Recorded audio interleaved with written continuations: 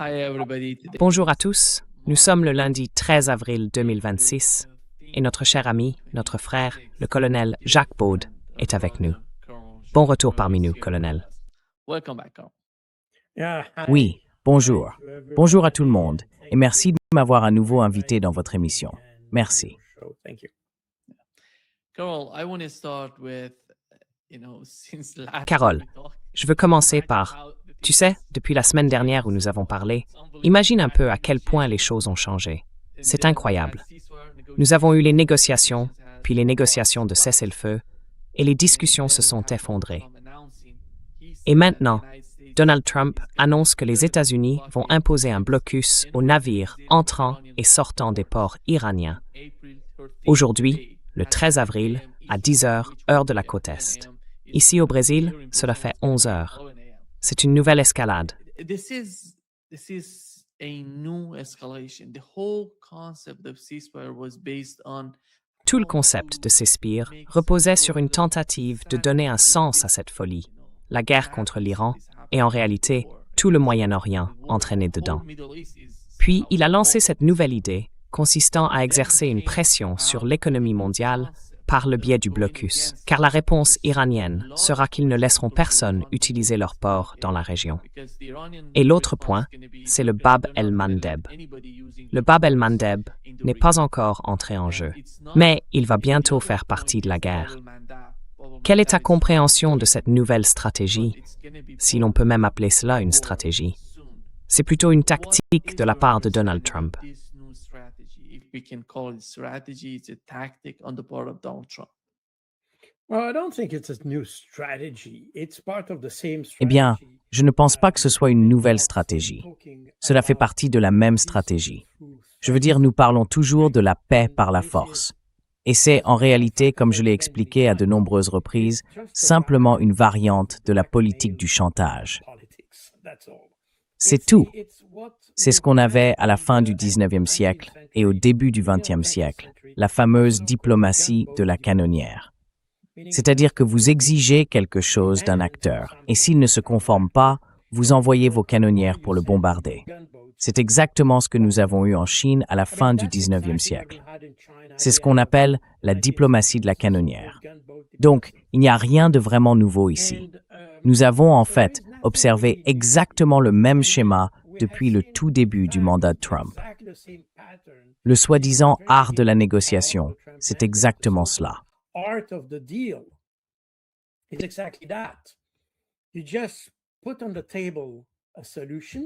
Tu viens de mettre une solution sur la table. Bien sûr, c'est ta propre solution. Enfin, la solution de Trump.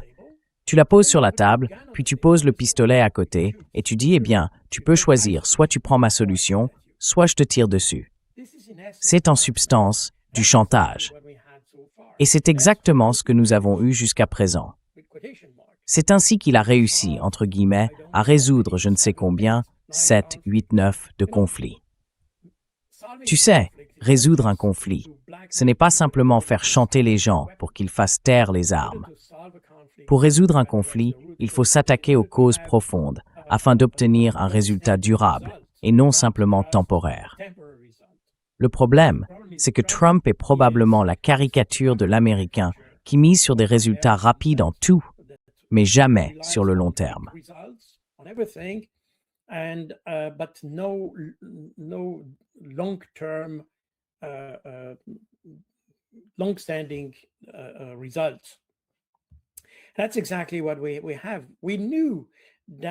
C'est exactement ce que nous avons. Nous le savions. Je veux dire, j'étais très sceptique quant à la durée de ces négociations. Parce que, et ici, il faut faire une distinction, il y a d'un côté le cessez-le-feu et de l'autre le plan en 10 points que l'Iran a présenté la semaine dernière, qui correspondait essentiellement à ce que l'Iran voulait négocier, face au plan en 15 points que les États-Unis avaient en tête. Et ces deux plans sont totalement incompatibles. Car le plan en 15 points, en substance, même si nous ne savons pas exactement ce qu'il contient, certains journaux israéliens en ont publié des extraits. En supposant que ces points soient authentiques, d'ailleurs, si l'on lit ces 15 points, c'est rien de moins qu'une capitulation de l'Iran.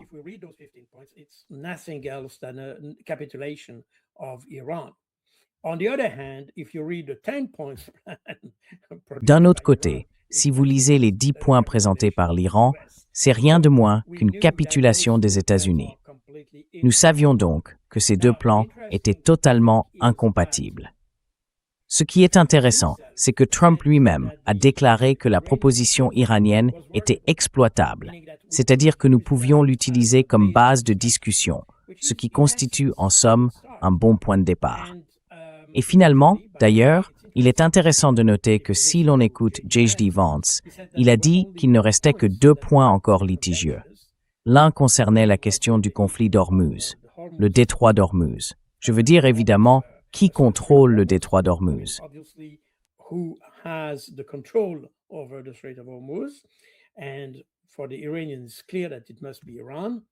Et pour les Iraniens, il est clair que cela doit être l'Iran. Le deuxième point concernait la question nucléaire. Là encore, les États-Unis veulent éliminer toute capacité nucléaire de l'Iran, tandis que l'Iran insiste sur son droit souverain à disposer de sa propre capacité à raffiner ou à enrichir l'uranium et à maintenir, bien sûr, certaines réserves d'uranium civil ou des installations nucléaires à des fins civiles. En réalité, depuis le début des années 1990, l'Iran n'a jamais dévié de cette position. Il faut être clair à ce sujet. Ainsi, la position iranienne est très solide. Celle des États-Unis l'est beaucoup moins. Ce n'est pas seulement motivé par l'arrogance, pourrait-on dire. Ils ont besoin de garder la région sous contrôle. C'est tout.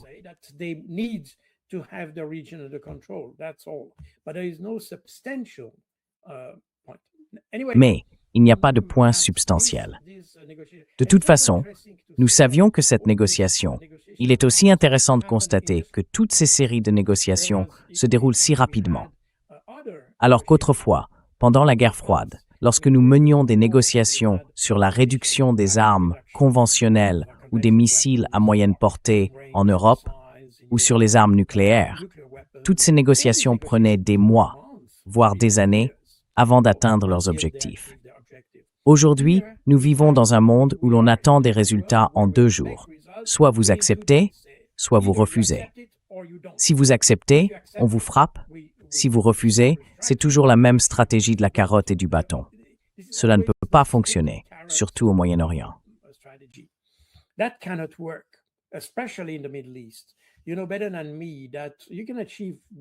Tu sais mieux que moi que tu peux accomplir tout ce que tu veux au Moyen-Orient si tu t'y prends correctement, si tu respectes les règles locales, que tu prends ton temps, que tu parles aux gens. Alors tu peux atteindre tout ce que tu veux. Et nous savons qu'il n'y a pas de menace venant de l'Iran. Nous en avons parlé à de nombreuses reprises. Au fond, le problème n'est pas de savoir si l'Iran est une menace ou non. Nous savons que ce n'est pas le cas. Ce dont nous avons besoin, c'est d'une assurance, d'une garantie qu'il restera non menaçant. C'est cela qu'il nous faut. Bien sûr, nous faisons face à cette mauvaise foi de la part d'Israël, car Israël considérera toujours tous ses voisins comme potentiellement mauvais, hostiles, agressifs, des choses de ce genre. C'est la justification de sa propre agressivité.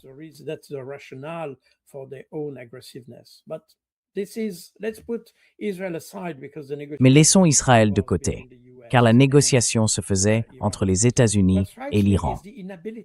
Ce qui me frappe, c'est l'incapacité des États-Unis à comprendre cette mentalité, à réaliser que si nous avons une négociation, nous devons nous asseoir ensemble pendant des jours, des semaines, peut-être des mois, voire des années. Cela ne peut pas être accompli en 2 jours. L'attente d'un résultat rapide, en 1 jour ou à peu près, est irréaliste. Quiconque a la moindre connaissance du Moyen-Orient sait que ce n'est pas possible, surtout si l'on met les gens sous pression. Supprimez la pression et vous obtiendrez de meilleurs résultats. La diplomatie de la canonnière ne fonctionne pas au Moyen-Orient, que ce soit avec l'Iran ou avec qui que ce soit d'autre.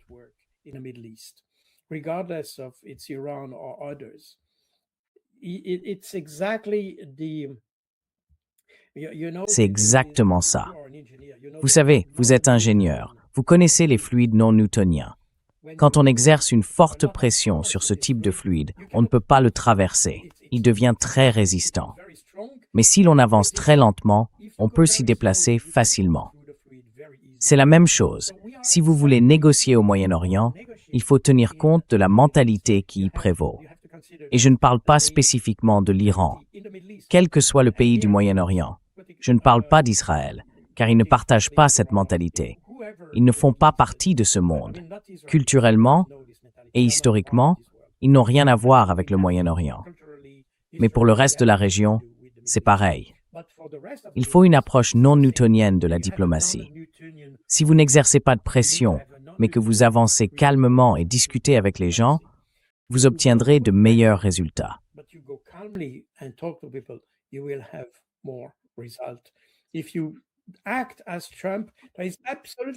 Si vous agissez comme Trump, il n'y a absolument aucune chance que vous atteigniez un quelconque objectif. Je pense que c'est un point très important. C'est pourquoi je n'ai pas été surpris de ne pas avoir de résultats. Ce qui m'a surpris, en revanche, c'est qu'il s'attendait à obtenir un résultat en une seule journée. C'est ça la partie surprenante. Je m'attendais à ce que, lorsque Trump a décidé d'un cessez-le-feu de 2 semaines, ces 2 semaines soient consacrées à la négociation, ce qui signifie que tout ne serait pas concentré sur une seule journée. Nous nous serions assis ensemble pendant 2 semaines, aurions discuté des questions et mené une véritable négociation, comme lorsque vous allez sur n'importe quel marché du Moyen-Orient pour acheter de la nourriture ou autre chose. Il faut marchander, il faut discuter, et à la fin, vous trouverez une solution, vous trouverez le bon prix.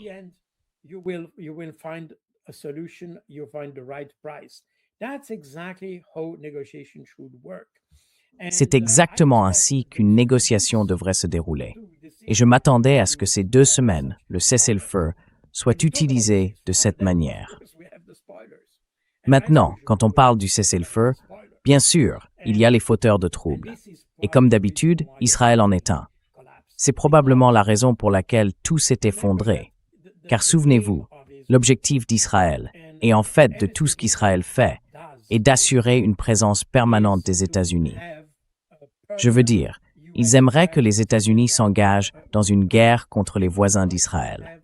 Ils n'ont pas la capacité de combattre tous ces voisins eux-mêmes, donc ils voudraient que les États-Unis le fassent à leur place. C'est pourquoi ils continuent de provoquer. Ils créent toujours une situation où les États-Unis doivent intervenir. Jusqu'à présent, les États-Unis sont intervenus sans recourir à la force, diplomatiquement essentiellement.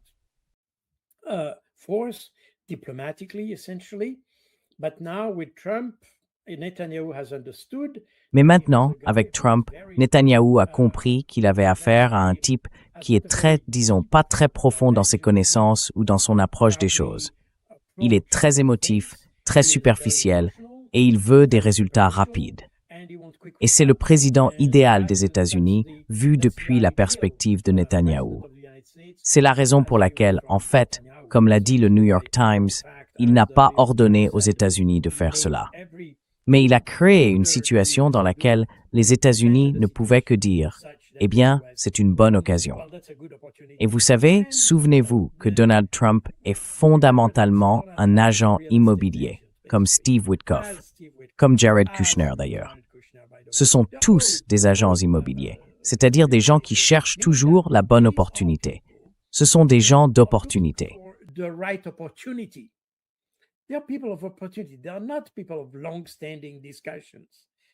Ce ne sont pas des gens de longues discussions interminables. Quand on est à New York, eh bien, je n'ai pas beaucoup d'expérience dans ce domaine, mais je peux supposer qu'à New York, il faut prendre des décisions très rapides et il faut pousser les autres à en prendre tout aussi vite. Donc, on n'a pas beaucoup de temps pour les négociations, le dialogue ou quoi que ce soit de ce genre. On y va simplement en disant « c'est à prendre ou à laisser ». Tout est une question d'opportunité. Et je pense que c'est exactement la même logique qui a poussé les États-Unis dans ce conflit. C'est la même logique qui explique pourquoi les États-Unis sont incapables de parler aux Iraniens, ou à qui que ce soit d'autre d'ailleurs. Et c'est là que nous en sommes. Maintenant, c'est bien plus, c'est un peu, comment dire, je ne trouve pas le mot là, tout de suite. Je l'ai en allemand, mais pas en anglais. I have the word in German, but not in English. But I was disappointed. Disappointment, right? Yeah, That's the word. that's the point. J'étais déçu. Déçu parce que nous avions des deux côtés, je veux dire à la fois l'Iran et les États-Unis, cette idée qu'il serait probablement judicieux de créer un climat favorable au dialogue, et donc ce cessez-le-feu. Maintenant, bien sûr, le problème, c'est qu'Israël joue ici le rôle de perturbateur, dans le sens où il ne respecte pas le droit international. Israël n'a pas vraiment été impliqué dans la décision d'instaurer le cessez-le-feu, car il semble que cela ait été discuté entre les États-Unis et le Pakistan. Je ne suis pas certain non plus que l'Iran ait été très impliqué dans l'élaboration de ce cessez-le-feu. Quoi qu'il en soit, l'idée que le Liban fasse partie du cessez-le-feu a du sens, car, au bout du compte, l'objectif était d'apaiser l'ensemble de la région, et non seulement certaines zones.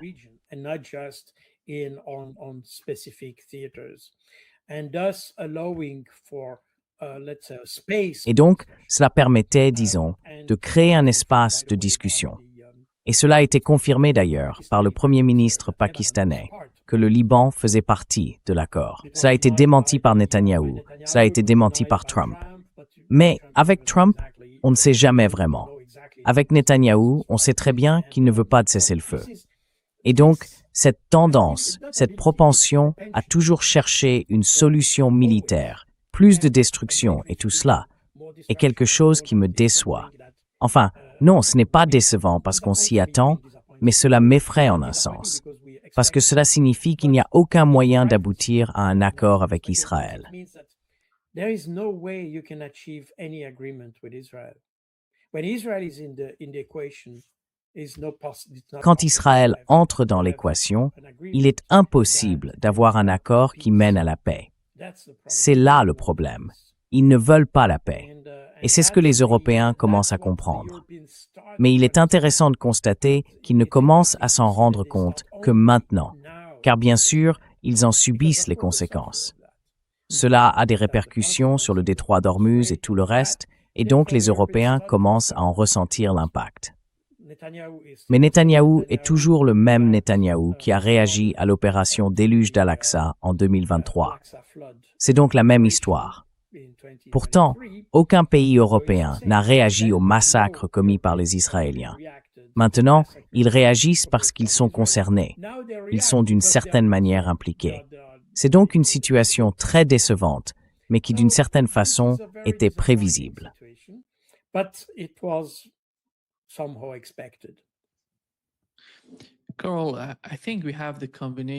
Carl, je pense que nous avons une combinaison de politique et de stratégies désastreuses. Des tactiques désastreuses en réalité. Parce que d'un côté, comme tu l'as mentionné, et tu l'as bien mentionné, Israël ne veut pas la paix. Israël ne cherche pas la paix. Juste après l'annonce du cessez-le-feu, ils ont attaqué le Liban. Nous avons vu ce qui s'est passé au Liban. Et d'un autre côté, on ne voit pas cela dans l'administration Trump. Regarde l'administration Trump. Qui sont ces gens? Ils ne connaissent même pas les bases de la négociation et de la diplomatie. Ils ne savent rien. Regarde le JCPOA. Regarde le processus qui a conduit à un accord entre les États-Unis et l'Iran. C'est un processus long, à la fois technique et politique. These technical teams, political teams, were negotiating for hours, days. Nous négocions pendant des heures, des jours, des mois pour parvenir à un accord quelconque. Et regardez la méthode qu'avaient les États-Unis sous l'administration Trump. C'est incroyable. Le cadre est tellement vaste, c'est gigantesque. Il est impossible de négocier de cette manière. Et regardez le côté iranien. Ils avaient tout, une équipe politique, une équipe juridique, une équipe économique, les personnes qui dirigeaient l'économie de l'Iran, Rizzo, qui connaissait l'économie du pays. Ils étaient tous prêts, au moins, à définir le cadre des négociations. Mais ces gens, je parle de J.D. Vance, il était littéralement là à dire « vous allez l'accepter ou non, et nous allons quitter la salle ». Voilà le problème.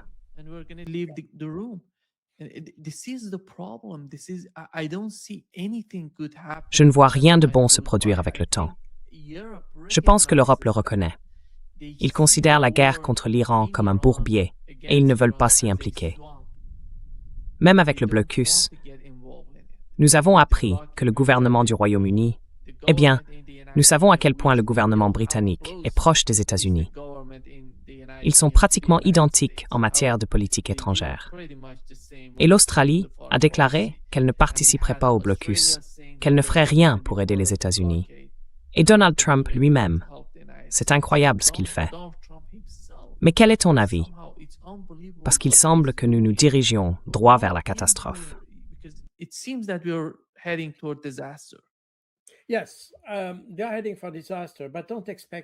Oui, il court à la catastrophe, mais il ne faut pas trop en attendre de l'Europe.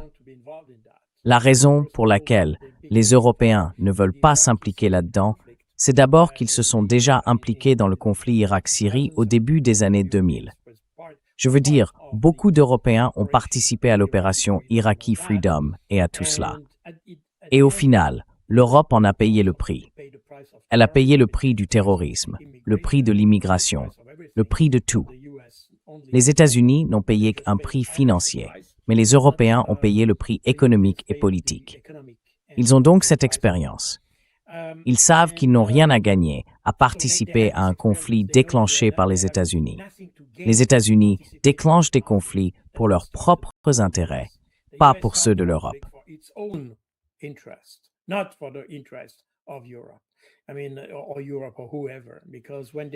Je veux dire, l'Europe ou qui que ce soit, quand ils ont déclenché cette guerre contre l'Iran, ils n'ont consulté personne. Ils n'ont pas demandé aux Européens s'ils seraient d'accord ou non. Ils l'ont simplement fait. Alors maintenant, les Américains ont peur de ce qu'ils ont commencé et ils essayent d'impliquer d'autres acteurs pour résoudre le problème. Et toute la question du détroit d'Ormuz n'est pas complètement nouvelle. Le mois dernier, vous vous en souvenez peut-être, Donald Trump se vantait de pouvoir ouvrir et escorter des pétroliers à travers le détroit d'Ormuz. Finalement, la marine américaine a déconseillé cette opération et ils n'ont pas osé la mener.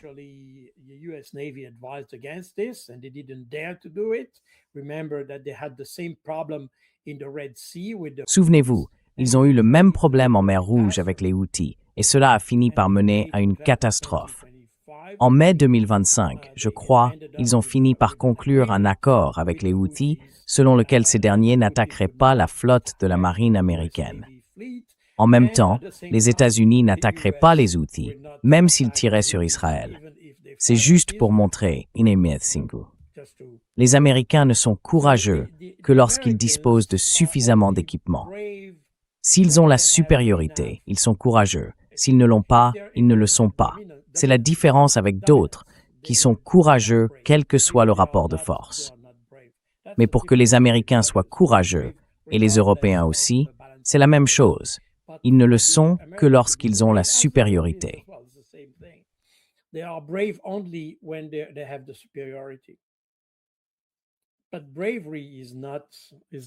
Mais le courage n'est pas une question d'équilibre des forces.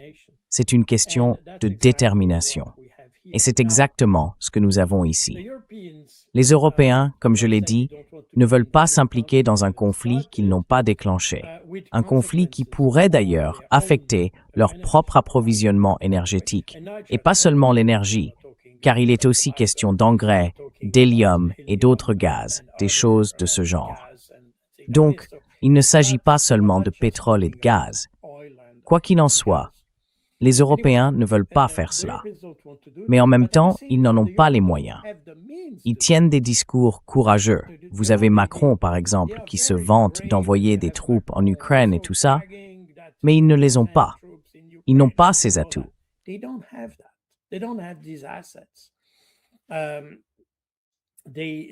Leur flotte n'est pas conçue pour ce type de conflit. Ils ne sont pas en mesure, par exemple, d'escorter des pétroliers à travers le détroit d'Ormuz ou de maintenir le détroit ouvert. Ils n'en ont tout simplement pas les moyens. Si l'on veut garder le détroit ouvert, il ne suffit pas d'avoir quelques navires dans le Golfe. Il faut aussi contrôler les côtes de l'Iran, et celles d'Oman sont probablement plus faciles à gérer dans une certaine mesure. Mais il faut tout de même contrôler le côté iranien. Cela nécessiterait beaucoup de troupes, et personne n'est prêt à le faire. Sur le plan militaire, Maintenir le détroit d'Ormuz ouvert est donc une question bien plus complexe qu'on ne pourrait le croire.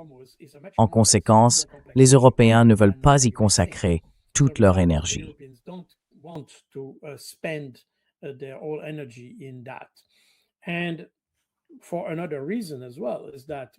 Et pour une autre raison également, en fait, pour résoudre le problème, il suffit d'une bonne négociation. Je veux dire, souvenez-vous qu'avant le 28 février, le détroit d'Ormuz était ouvert. Tout le monde pouvait y passer. Il n'y avait pas de frais, rien. La nouvelle situation créée par les États-Unis a provoqué ce problème. Donc, pour le résoudre, il suffit simplement de revenir à la situation précédente. C'est tout. Cela ne nécessite pas beaucoup de troupes, ni que des gens perdent la vie à cause du détroit d'Ormuz. C'est simplement une question de bonne négociation et de bon sens. C'est tout. Voilà un aspect. Maintenant, le problème, c'est que nous avons, à la fois en Europe et aux États-Unis, surtout aux États-Unis en ce moment, mais vous voyez, bien sûr, que nous parlons de l'Iran. Et c'est la raison pour laquelle nous pouvons nous concentrer sur Trump.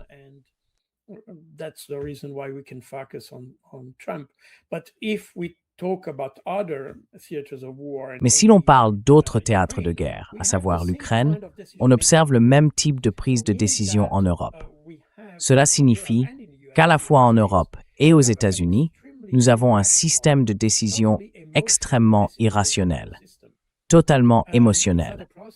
Ce n'est pas vraiment un processus, car un processus suppose que lorsque vous prenez une décision, vous recueillez des avis différents, vous les mettez en balance, vous évaluez les options, et ainsi de suite. Apparemment, cela ne s'est pas produit aux États-Unis concernant l'Iran. Ce que nous avons ici, c'est essentiellement du tir au jugé. Vous savez, du tir au jugé. Et cela signifie que l'on réagit instinctivement aux événements. On ne réfléchit pas à ce que l'on fait. On appuie simplement sur la gâchette. Point final.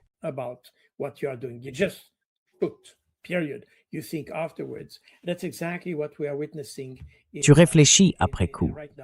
C'est exactement ce que nous voyons en ce moment aux États-Unis. Trump agit d'instinct, et maintenant il commence à réfléchir. Il commence à comprendre qu'il s'est piégé lui-même dans une situation dont il ne peut pas sortir. Et c'est précisément là le problème. C'était pourtant prévisible. Je veux dire, je ne suis pas le seul, beaucoup de personnes sur votre chaîne ont dit exactement la même chose. Si l'on est simplement un observateur honnête et, je dirais, scientifique de la situation, on peut arriver à la même conclusion. Quand on rassemble tous les faits, on aboutit au même résultat. Cet aboutissement était totalement attendu. Je ne comprends toujours pas pourquoi, à la Maison-Blanche, personne n'a conseillé au président de ne pas le faire, ou du moins pas avec assez de fermeté, pas avec des arguments suffisamment solides pour le faire changer d'avis.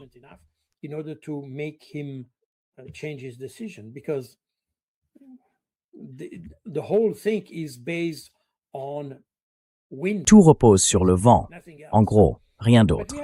Mais nous avons exactement la même chose en Europe. Vous voyez, quand on en parle, bien sûr, il y a un point commun, l'approvisionnement énergétique.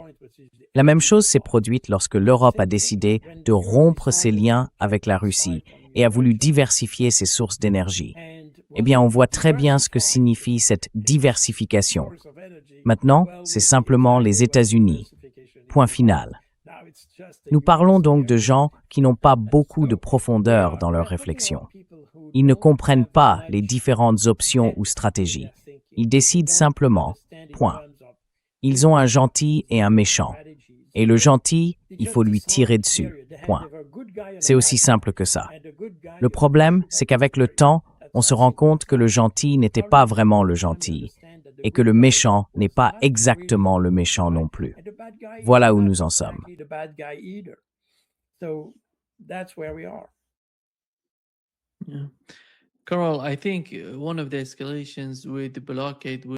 Carole, je pense qu'une des escalades liées au blocus serait la manière dont la Chine y réagirait. Nous savons que la Chine dépend du détroit d'Ormuz, et comme elle est considérée comme un pays ami de l'Iran, elle s'en est plutôt bien sortie jusqu'à présent. Cela a été difficile pour elle, mais pas un gros problème, car ses pétroliers pouvaient traverser le détroit d'Ormuz sans difficulté. Mais si Donald Trump impose ce blocus, il n'y aura pas que la Chine. D'autres pays en seront également affectés.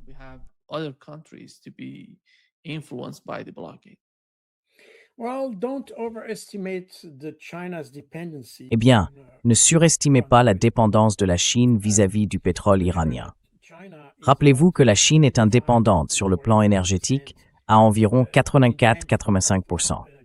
Je veux dire qu'elle dispose de ses propres sources d'énergie dans son propre pays, ce qui signifie qu'elle ne dépend qu'à environ 15% des approvisionnements extérieurs. Une partie de cet approvisionnement extérieur en énergie provient, bien sûr, de la Russie, qui est une aide très solide à fournir l'énergie par des gazoducs et des tsumatrius, type Tadapay Tsumi ou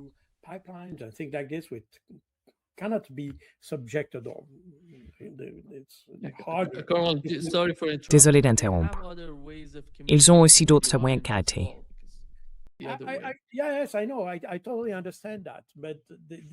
Oui, je sais, je comprends tout à fait cela. Mais si tu regardes d'où ils reçoivent leur pétrole et les produits associés, eh bien, je pense qu'ils dépendent du Golfe pour seulement environ 4 à 6%. Indirectement, probablement un peu plus, parce qu'ils obtiennent du pétrole de Malaisie et d'endroits similaires. Je ne sais pas si la Malaisie revend le pétrole qu'elle reçoit de la région du Golfe, je ne suis pas sûr. Mais en tout cas, la dépendance de la Chine au pétrole du Golfe ou du Golfe Persique est probablement d'environ 5 à 6%.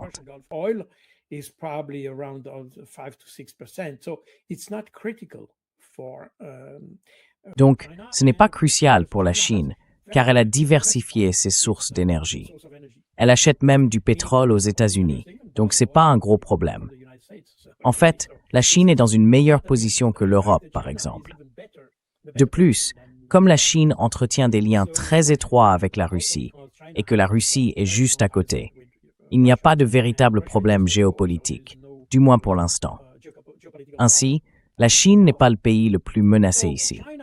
En outre, la Chine peut encore exercer une certaine influence sur les États-Unis.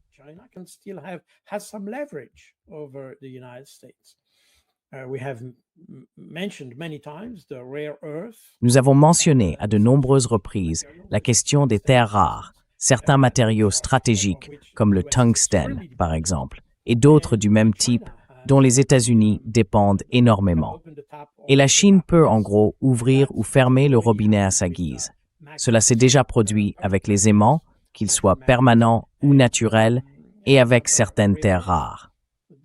Les Chinois ont déjà bloqué l'exportation de terres rares vers les fabricants d'armes, je veux dire les fabricants d'armes occidentaux et américains.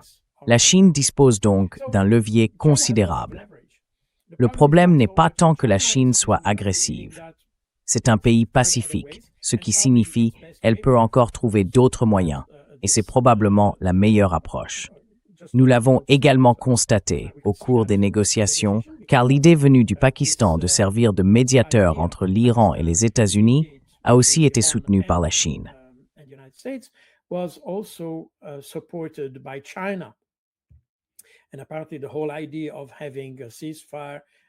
Et apparemment, l'idée même d'un cessez-le-feu a également été élaborée entre la Chine et le Pakistan.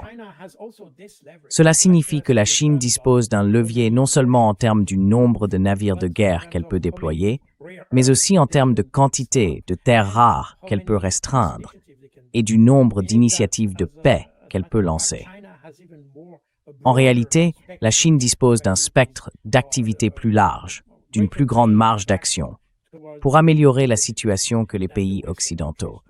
L'Europe est en fait la grande perdante dans tout cela, car on constate qu'elle n'a absolument aucun mot à dire sur ce qui se passe. Là encore, le cessez-le-feu est le résultat des efforts chinois, russes et pakistanais. Bien sûr, il est fragile, mais c'est au moins une initiative.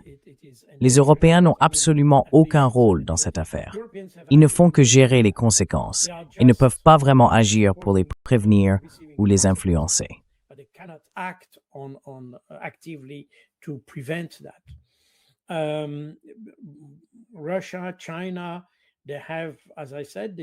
La Russie et la Chine ont, comme je l'ai dit, une forme de diversification de leurs approvisionnements, ce qui signifie qu'elles sont moins dépendantes que l'Europe. L'Europe est en quelque sorte acculée dans cette situation. Aucune activité diplomatique à ce sujet, aucune crédibilité au Moyen-Orient, absolument aucune influence sur Israël.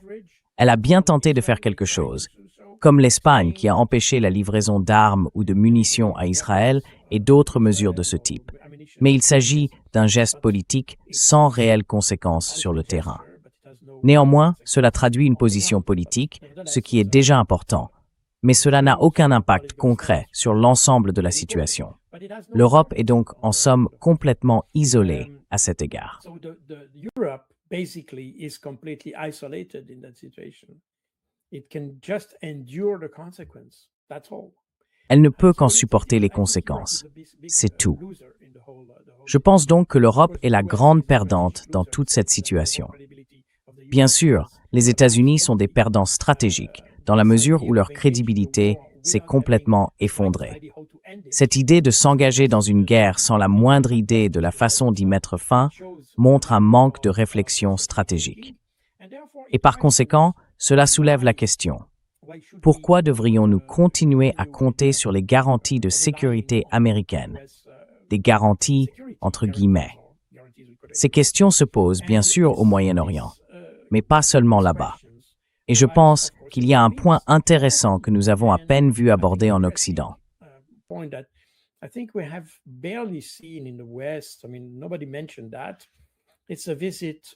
Je veux dire, personne n'en a parlé.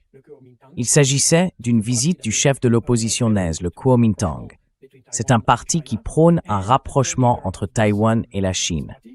Le dirigeant de ce parti a effectué une visite officielle en Chine continentale. Si j'en parle, c'est parce qu'une des idées évoquées autour de cette visite et qui semble prendre de l'importance à Taïwan est de savoir si les États-Unis sont un partenaire fiable en matière de sécurité. Car ils sont très présents lorsqu'il s'agit de créer un climat politique défavorable qui aggrave la situation.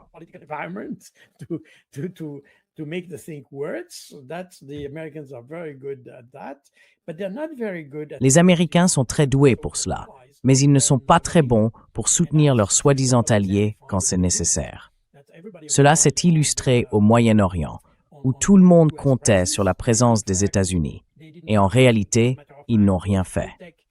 Les solutions technologiques avancées qu'ils possédaient, comme le système THAAD et le Patriot, sont devenues inefficaces en quelques heures après le début du conflit.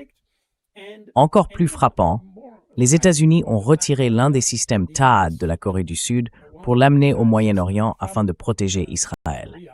Et cela montre que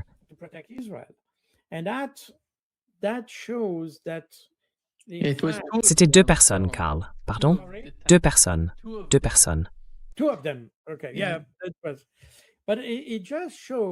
D'accord, oui. Mais cela montre simplement que les États-Unis n'agissent pas dans l'intérêt de leurs alliés. Ils agissent dans leur propre intérêt et dans celui d'Israël. Point final. Tout le reste est négligeable. Et cela soulève aussi toute la question de l'OTAN, car au fond, l'idée même de l'OTAN était d'impliquer les États-Unis dans un conflit si une guerre éclatait en Europe. Et maintenant, on voit que les États-Unis ne le font pas. Je veux dire, si ce n'est pas dans leur intérêt de combattre ou de s'engager dans une guerre, ils ne le feront pas. Ils ne le feront pas pour les beaux yeux d'Emmanuel Macron ou de qui que ce soit d'autre. Si cela ne convient pas aux Américains, ils ne le feront pas. Ils diront simplement, « Eh bien, c'est votre problème. »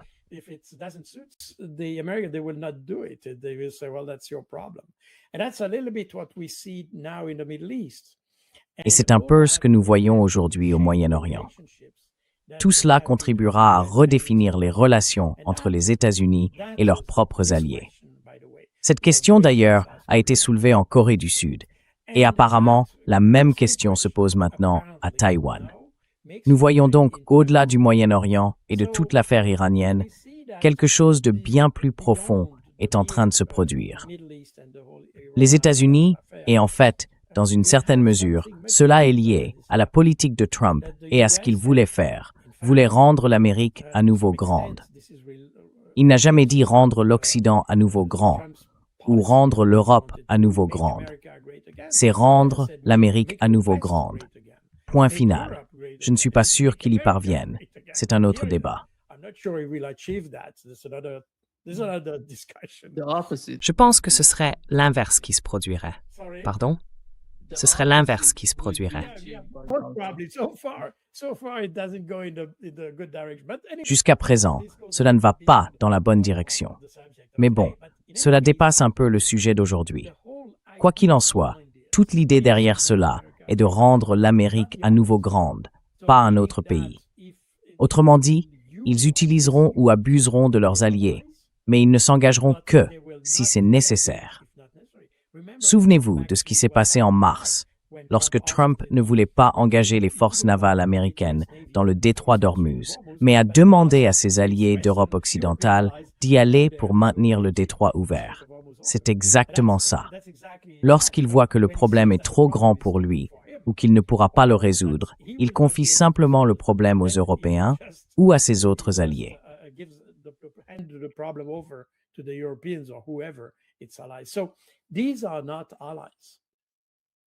Donc, ce ne sont pas des alliés. Et c'est exactement ce que montre toute cette affaire. Cela montre aussi que l'Occident, et surtout l'Europe, est en réalité extrêmement faible. Car toute la puissance de l'Europe, la puissance perçue de l'Europe, provenait, militairement parlant, de cette idée d'appartenance à l'OTAN, qui est une alliance militaire très puissante, la plus puissante, et ainsi de suite. Mais elle n'est puissante que si les États-Unis en font partie. Sinon, cela n'a aucun sens. C'est là le problème. Et maintenant, il commence à comprendre que sauf en cas de très grande guerre nécessitant l'implication des États-Unis, l'OTAN ne sert à rien.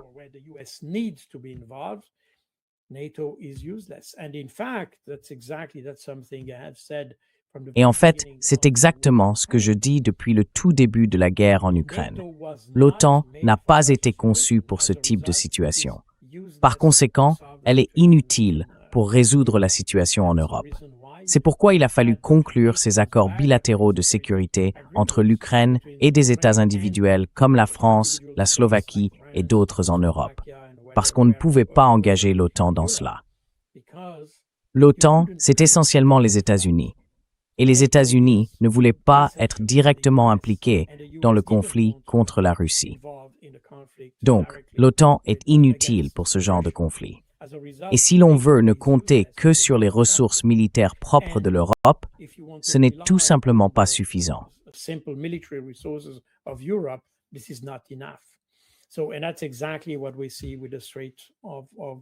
Et c'est exactement ce que nous voyons avec le détroit d'Ormuz. Les perdants sont clairement les Européens, sans aucun doute. Les États-Unis sont dans ce sens des perdants stratégiques.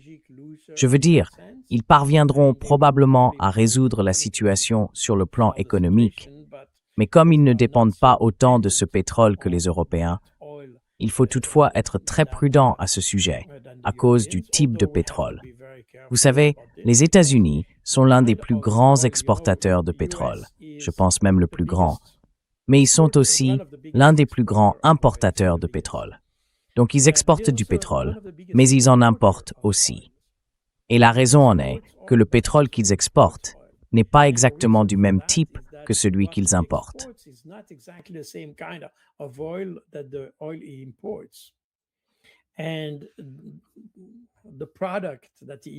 Et le produit qu'ils importent est quelque chose dont ils ont besoin, car ce qu'ils exportent peut être utilisé à d'autres fins que les voitures, par exemple. Je veux dire, je ne suis pas un expert en la matière, mais apparemment, la qualité du pétrole que l'on trouve au Moyen-Orient convient à ce que l'on met dans sa voiture. Bien sûr, il doit être raffiné, mais la qualité correspond ensuite à ce que l'on peut utiliser dans une voiture, pour simplifier au maximum. Cela signifie donc qu'il existe une forme de dépendance, mais les États-Unis en ont une aussi. Je veux dire, ils peuvent également acheter du pétrole vénézuélien et ainsi de suite. Donc, ils ont des alternatives. L'Europe, elle n'en a pas.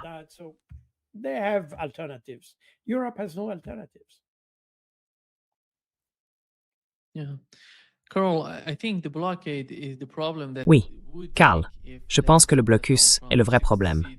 Supposons que Donald Trump parvienne à imposer un blocus de la situation, à contrôler ce qui entre et ce qui sort.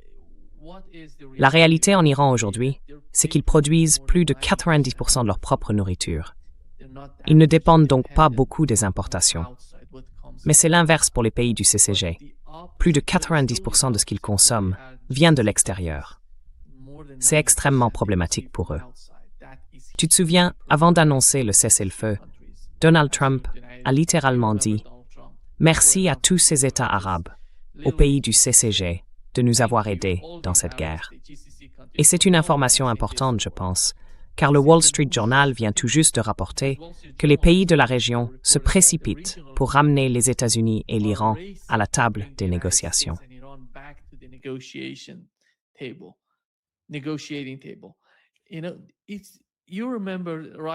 Tu sais, tu te souviens juste après l'annonce, certains de ces pays du CCG disaient « Non, nous ne faisons pas partie de ça ». Puis ils ont commencé à attaquer l'Iran. En gros, je parle des Émirats arabes unis, par exemple, qui attaquent la Syrie et l'Iran. En ce moment, en ce qui concerne le blocus, je pense qu'ils ressentent la pression. Ils subissent les conséquences de cette escalade. Parce que la réalité, comme l'a dit Anthony Blinken hier, c'est qu'ils ont considérablement épuisé les capacités offensives des États-Unis.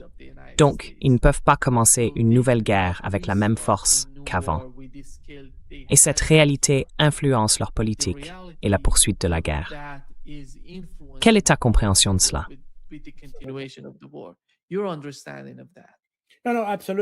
Non, absolument. Tu as tout à fait raison. Je veux dire, il faut se rappeler qu'il y a une résolution, je crois que je l'ai déjà expliqué sur ta chaîne, la résolution 3314 de décembre 1964.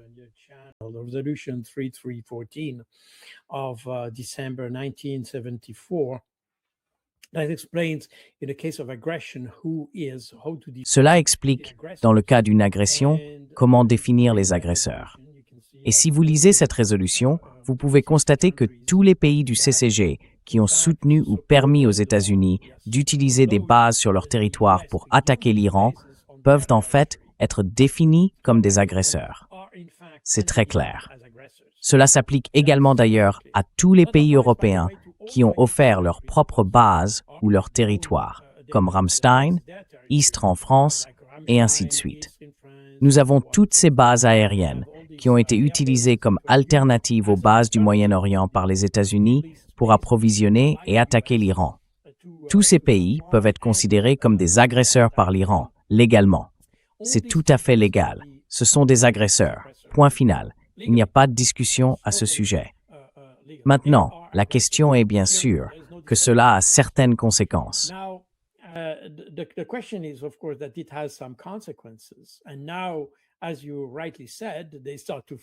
Et maintenant, comme vous l'avez justement dit, ils commencent à sentir la pression, car il ne s'agit plus seulement de recevoir quelques missiles sur leur base aérienne. Désormais, c'est leur propre économie qui est en danger. Et bien sûr, il y a ce blocus décidé par Trump. Mais il y a aussi d'autres aspects. Je veux dire, souvenez-vous que la plupart de ces pays, pensez à Dubaï par exemple, aux Émirats arabes unis, dépendent fortement du tourisme. Et maintenant, je ne suis pas sûr que les gens aient envie de partir en vacances à Dubaï. Cela représente une grande part de leur PIB, surtout aux Émirats arabes unis. On voit donc ici que les conséquences de la guerre affectent directement les capacités économiques de ces pays. Et bien sûr, le problème maintenant, c'est qu'ils doivent faire marche arrière. Et c'est un peu ce qu'ils essaient de faire.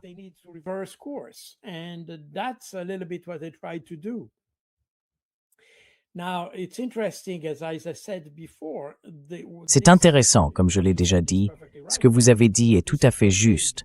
Ce blocus du détroit d'Ormuz n'affecterait pas seulement l'Iran, mais aussi les alliés même des États-Unis. Et cela montre exactement le problème. Les États-Unis font ce qui les arrange. Ils ne font pas ce qui arrange leurs alliés. Ils ne se battent pas pour leurs alliés, ils se battent pour eux-mêmes, que ce soit rationnel ou non. C'est simplement un fait. Ils en ont décidé ainsi. Et ils veulent le faire. Et les autres doivent en payer le prix. Ils s'en moquent complètement. Donc, comme vous l'avez dit, le reste des pays du Moyen-Orient paiera un lourd tribut pour cela. Souvenez-vous quand les États-Unis ont commencé à attaquer, je crois que c'était bien les États-Unis qui ont attaqué, la station de dessalement. C'était une attaque israélo-américaine. Nous l'avons appris plus tard. Exactement. Exactly. But you see, if you look at what Mais voyez-vous, si l'on considère l'importance des installations de dessalement, l'Iran ne dépend qu'à environ 2% de son eau issue du dessalement. En revanche, si l'on regarde de l'autre côté du golfe Persique et qu'on frappe une installation de dessalement en Arabie Saoudite, tous ces pays du CCG dépendent à 90 à 95% de leur eau provenant du dessalement.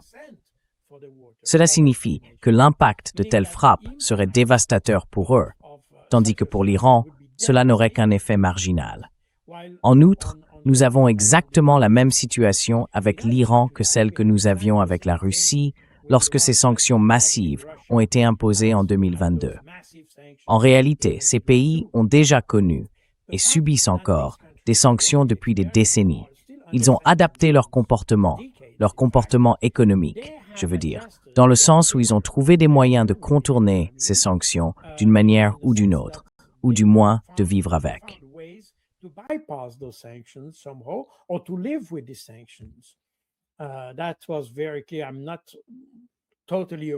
C'était très clair. Je ne suis pas totalement au courant de la situation en Iran même. Si l'on regarde la Russie, par exemple, avant les sanctions, la Russie était un importateur net de blé. Et aujourd'hui, la Russie est un exportateur net, probablement l'un des principaux exportateurs au monde. Parce qu'une fois sous sanctions, ils ont dû trouver une solution. Ce qu'ils ne pouvaient pas importer, ils ont dû le produire eux-mêmes. C'est aussi vrai pour les pommes de terre, par exemple. C'était la même chose pour les pommes, les poires et le fromage. Comme ils ne pouvaient pas les importer, les Russes ont commencé à les fabriquer. Ils ont embauché des gens de Suisse, de France et ainsi de suite pour produire ces fromages qui étaient normalement fabriqués en France ou en Suisse. Maintenant, ils les produisent directement en Russie.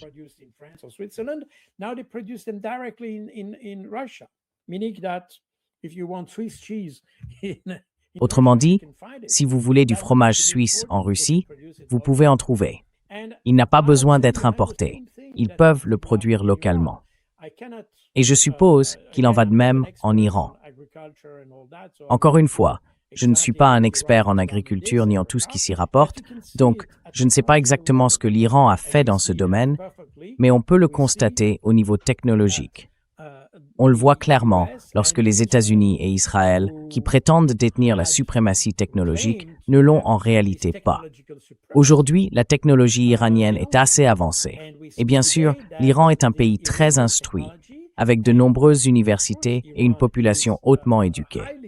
Ce n'est probablement pas une coïncidence que depuis le début de cette guerre, en seulement un mois, environ 763 écoles aient été détruites par les Américains en Iran. You had something like 763 schools destroyed by the Americans in Iran. So it means that the Americans and Donc cela signifie que les Américains et les Israéliens ont particulièrement visé ces... Non, ce n'étaient pas des écoles, pardon, c'était des universités, oui. Il y avait des universités, mais aussi des établissements médicaux et tout cela. Et je confonds probablement les deux. En tout cas, il y a un très grand nombre de ces institutions qui ont été ciblées par les Américains, parce que la force de l'Iran réside dans sa capacité à former des ingénieurs capables de surmonter le problème des sanctions, car ainsi on produit ses propres produits. C'est très vrai sur le plan technologique, et c'est très vrai sur le plan militaire. Technological level, that's very true at military level, that's probably very true in many technologies where C'est probablement très vrai dans de nombreuses technologies, où même la Chine peut apporter une certaine aide, car cela joue aussi un rôle. Donc pensez qu'on peut simplement étrangler un pays comme l'Iran en bloquant le détroit d'Ormuz. Je pense que c'est une réaction plutôt enfantine. Cela affecterait davantage les alliés des États-Unis que leurs ennemis. En conséquence, cela affaiblirait stratégiquement les États-Unis. C'est pourquoi je dis que les États-Unis ne seront probablement pas affaiblis physiquement. Leurs armes pourraient être épuisées, et tout cela, mais ils ne seront pas affaiblis physiquement. Ils le seront stratégiquement, parce qu'ils ont perdu leur crédibilité, leur capacité à apporter des réponses aux problèmes.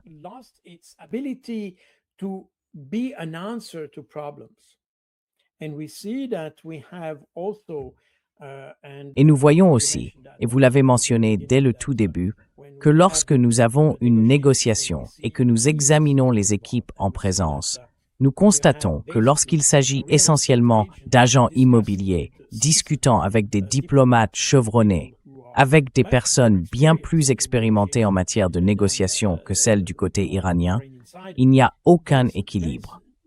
Ce n'est pas une surprise. Les autres seront meilleurs. Ce n'est pas une question d'opinion. On ne peut tout simplement pas faire cela avec des amateurs.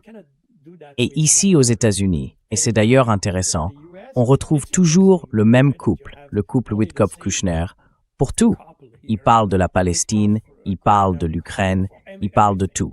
Donc, vous savez, ces hommes sont des touche-à-tout. Ils peuvent tout faire. Le problème, c'est quand on fait tout, on ne fait rien.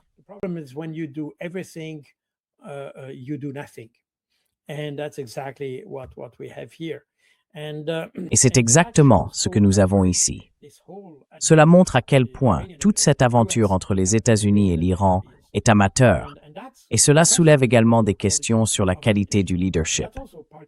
C'est aussi une partie du problème de crédibilité. Comment peut-on faire confiance à un pays qui prend des décisions aussi absurdes? Si vous avez un allié, vous en voulez un qui soit fiable, un allié capable de prendre de bonnes décisions et de faire le travail sans causer encore plus de dégâts. Ici, c'est l'inverse. Les États-Unis créent un problème, puis la solution s'avère encore pire que le problème initial. Nous sommes donc dans une sorte de cercle vicieux, et ce n'est pas bon pour la crédibilité des États-Unis. À mon avis, ils l'ont déjà perdu au niveau stratégique.